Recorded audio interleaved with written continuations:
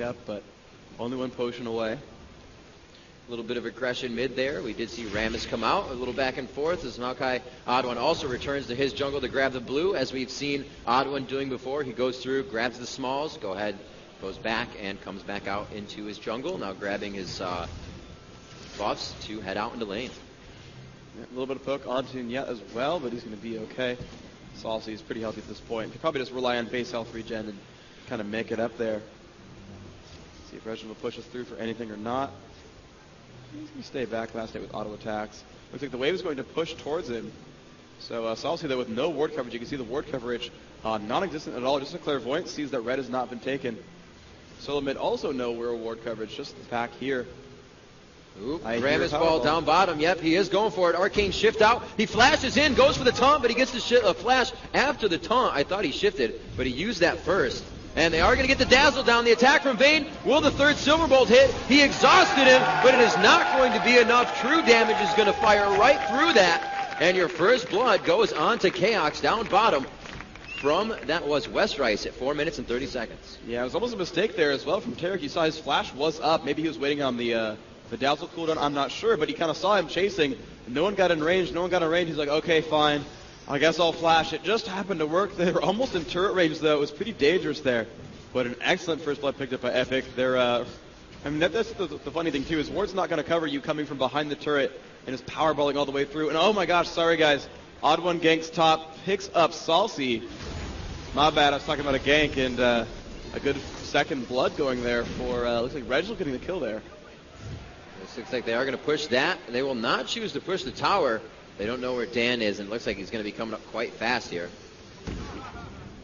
Looks like Dyrus moving around the backside. He's going to go in a little bit of a troll fling here. Decides not to. Going to go ahead and poison his lane. That's going to push it quite fast. He's not really worried about it, though. He wants to pick up all this. He sees Rainman going back. That's his cue to probably do the same thing. Yeah, he's forcing Rainman to try to survive at his turret without mana, which is going to make it a little bit difficult for him. You can see he's still doing a pretty good job of this. But yeah, his mana bar just empty, and you can see one minion. Now, oh no, he's going to last with that with spells. Yeah, he's actually missing a few minions because of this, so this is smart by Dyrus. He's going to go and take the Wraith camp over. This is really smart. This is something that Dan likes to do, is say, look, I'm not the carry, my teammates are. I'm the tank. They can take the minions all day. I will never take their farm unless they recall.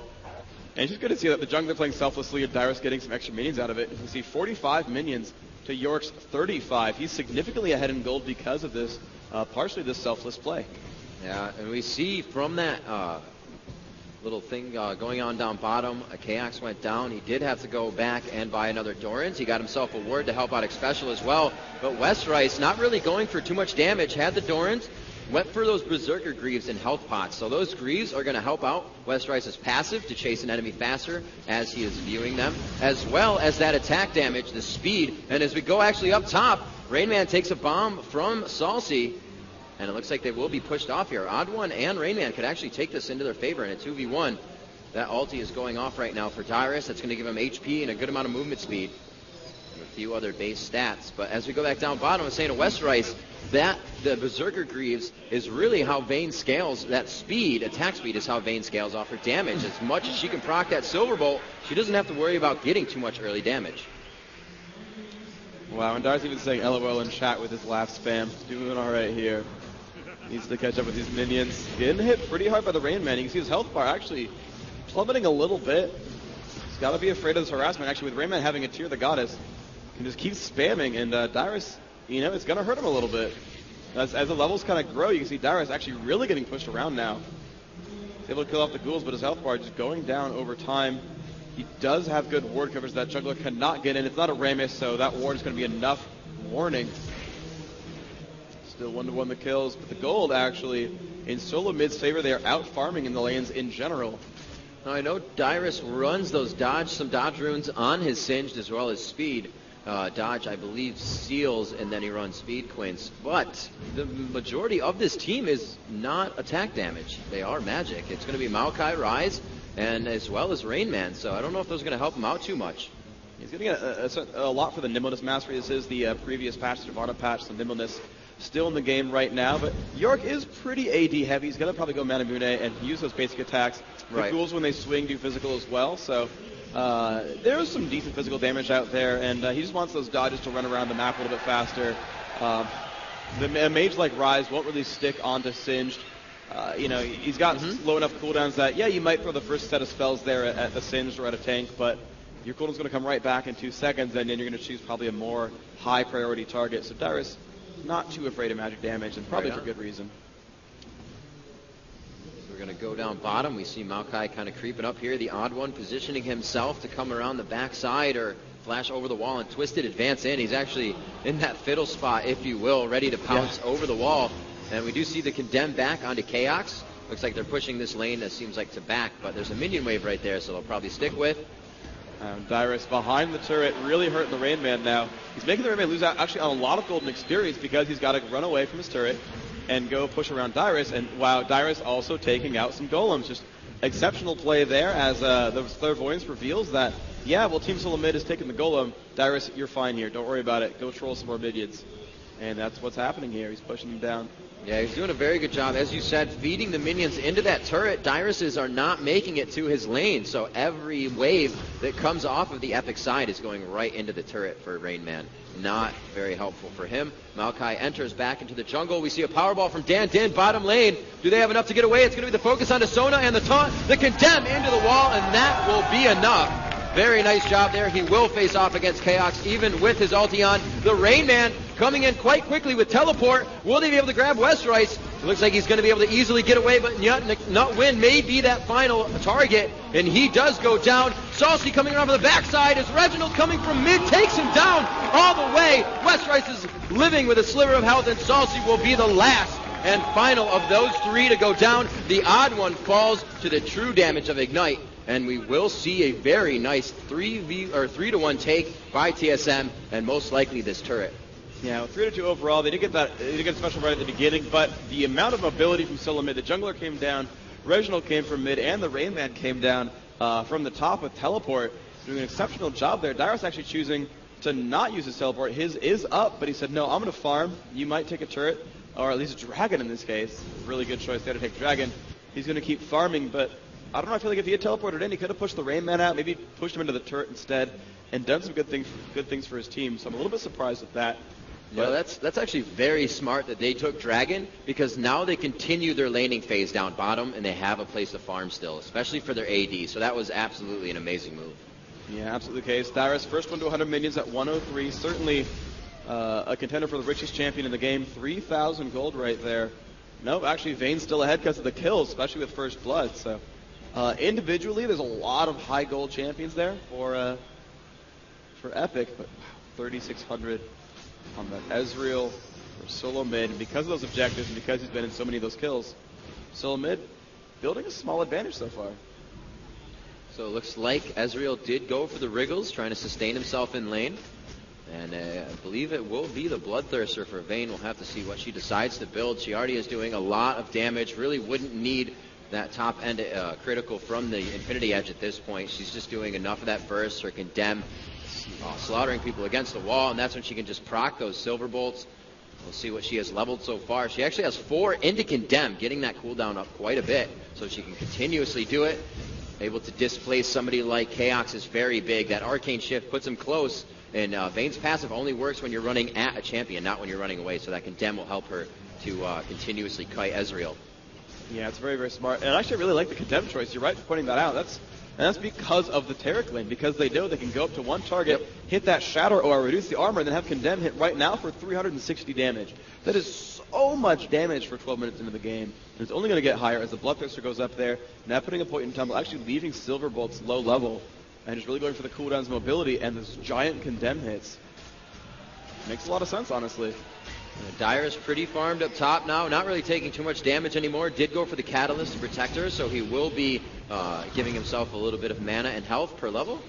That'll be very nice for him to sustain in lane. Mid lane doing pretty well. Let's see how they are faring against each other. 55 creeps on the side of Saucy, 73 for Reginald. He's doing a very good job. That playing to the fact that, Reginald followed Saucy out of the lane one time, was able to get that kill and get back to his lane. So there's obviously going to be an advantage in Reginald's favor, playing very well there. And to point out that he followed Saucy down for that fight was very good as well. Following your lane is always a good thing to do. You don't want to leave a lane in a 4v1 or 4v2 situation. You want to be able to help everybody out. Bot lane still a little bit aggressive. Yeah, there we go. Yeah, trying to get away. Wow. I think Special and KX both low. Their voices it sees that people aren't too low. But Reginald's saying, guys, I'm telling you, let's do this. TP in from Dyrus down bottom. He is going to keep running. He will get rune prisoned here, which will stop him, but only for a second. He can easily take the damage from 3 of them for quite a good amount of time, especially with his ulti on. There's the flip. Special goes down, and he gets prisoned up again, and that will be the one he needs to take. Like I said, he really was not worried about the damage he would be taking, played that calm, cool, and collective, and just said, hey, Sona, let me put you over my shoulder. Yep, and the Rayman making a good choice here. He says, well, I'm going to trigger my ultimate, put my clone in there, and push down your turret, and that will be what happens. Of course, Sage doesn't care much for turrets, so it won't really affect his farm at all. York, very safe as well. I'm actually going to send Vayne up there, try to take up the golden experience from these minions. But yeah, they traded a kill for a turret, and that's kind of what happens when he kept that teleport available, and he used it and got a kill off onto Sona for it. Got to kill himself onto Dyrus. That singed. Looks like Westrice will be building that fast Bloodthirster. It's going to pretty much same cost as that Wriggles, as we said before. Nice build. He did go for boots first, so he didn't have that attack damage item right away. As we said, he was doing pretty good damage in the beginning. Looks like I believe Blue was not there. Oh, no, yeah, he did grab Blue, yep. So they just gave it to Salsi, so we are going to see Reginald head over there, grab their Blue. Lanes are now in mid, both have that buff. They're going to be pretty much just spamming spells left and right because of that mana regen and cooldown that they get. Everybody just kind of slowly pushing their lane. You can see that TSM down bottom could be doing damage to that turret just a few seconds ago as the minions were a little bit farther up, but they're still choosing not to, keeping that lane in their favor so they can keep farming. They're going to back off and not try to do the damage here. Wow, Dan coming around, goes for the Powerball, but nobody's really there to help him. I think he's just going to throw this one down for himself. Throws on the Tremors, and he may just take out Special here. Doing a great job, not getting in close enough, and they go for the Dazzle onto Chaos. That easily could have been a flash onto Special. That may have been the wrong choice, and this one gets turned around. EPIK now in a pretty bad position here. The Maokai ulti goes down 20% less damage on the initial attacks, and they are going to drop Westrice in a second. 5 down bottom for TSM. The turret's down. Salsi is still there with the blue buff. Who is going to be able to pick that up? And it is going to be going to Yorick. Rainman picks himself up a buff as well, and Reginald also still has his. Wow, excellent by TSM. 4 kills in a row. The teleport from the Rainman was perfect. The team fight was awesome. It was a nice try by Dan. Came in there, dropping Special extremely low, made him burn Flash, then he burned Crescendo as well. But they still were able to push through, and that was an excellent job by them. This will be a very nice job. They did just take down 2 turrets. That's 300 gold in their favor, but Dyrus is going to do what he can to bring back 150 of that right now, trying to push that top lane. And it looks like he's actually going to leave the turret up as well. Next minion wave should be able to take it down for free, I think, though. He's really just focusing on clearing these out. The minions are going to keep doing damage there. He wouldn't do it if he didn't want the lane to push. Yep. It may or may not fall, but he's really trying to just take all these other resources away. He knows the turret can fall eventually. Certainly the 150 gold could help someone finish an item sooner. In some ways it might be better to finish it, but right now he wants Reginald. And the push is in. There's the goo. The prison is on Salsi. That's going to hurt a little bit. Ignites there as well. Dyrus has not flung Reginald in. He's getting prisoned again. And here comes the rest of that team. Dyrus needs to be afraid. He's ulted, still trying to run, but the CCs are pretty massive there. And Dyrus actually does go down. 4 members of solo mid just able to collapse and kill these champions. That is 5 straight unanswered kills. Salsi right now needs to be afraid as well. Yeah, this could be pretty big for TSM, actually. Not a big minion wave, though. They do flash over the wall. He was doing wraiths, and they catch Dan off guard, taking out Rammus as he is trying to get those resources out of his jungle. Oh, my, wow. Westrice just misses Rainman walking through that bush.